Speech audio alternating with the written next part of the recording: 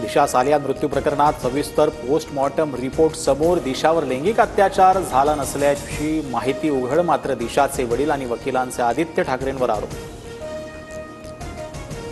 Multiple फ्रॅक्चरमुळे दिशा सालियानचा मृत्यू. डोक्याला गंभीर इजा, शरीरावर जखमा, तोंडातून आणि नाकातून रक्तस्राव झाल्याचं पोस्टमॉर्टम अहवालात नमूद. आदित्य ठाकरेंवर आरोप करून फक्त बदनामी केली गेली. राजकीय पोळ्या भाजण्याचं काम झालं. मात्र दिशाला न्याय मिळायलाच हवा. ठाकरेंच्या शिवसेनेतील नेत्या किशोरी पेडणेकरांची भूमिका. मिस्टर बीननी बाळासाहेबांची शिवसेना काँग्रेसच्या डस्टबिनमध्ये टाकली होती. उपमुख्यमंत्री एकनाथ शिंदेंचा उद्धव ठाकरेंवर पलटवार. शिंदे मोदींच्या डस्टबिनमध्ये होते, ठाकरेंनी केली होती टीका.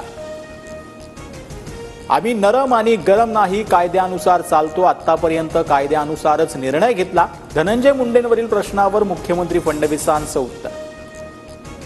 मी 56 जण पायाला बांधून फिरते असं सभागृहात म्हणाले नाही.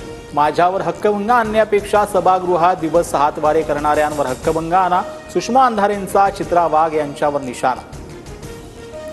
कॉमेडियन कुणाल कामराजच्या व्हिडिओला टी सिरीजची कॉपीराईट नोटीस. गाण्याची वाद्यगीत वापरल्याचा आरोप. तर विडंबन आणि व्यंग कायदेशीररित्या वाजवी वापराच्या कक्षेत. कामराने ट्विट करत आरोप फेटाळले. विरोधी पक्ष नेत्याविनाच राज्याच्या अर्थसंकल्पीय अधिवेशनाचं सूप वाजलं. भास्कर जाधव तुर्तास तरी वेटिंगवर. पुढील अधिवेशन 30 जूनला होणार.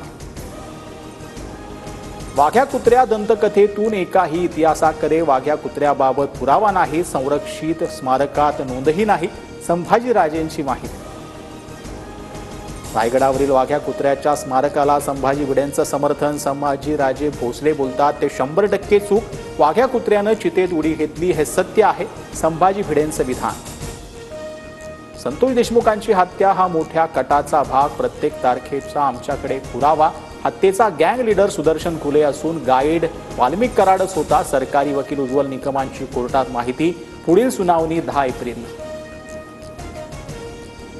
मद्यधुंद अवस्थेत भर रस्त्यात अश्लील कृत्य केल्याप्रकरणी गौरव आहुजाला जामीन मंजूर. गौरवचा मित्र भागेश ओसवालला याआधीच जामीन मंजूर.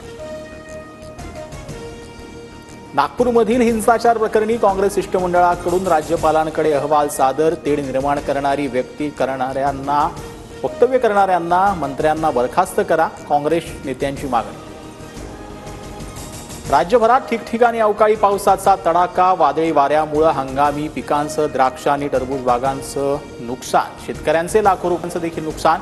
तर अनेक भागात घराचे पत्रे उडून गेल्याची ही घटना.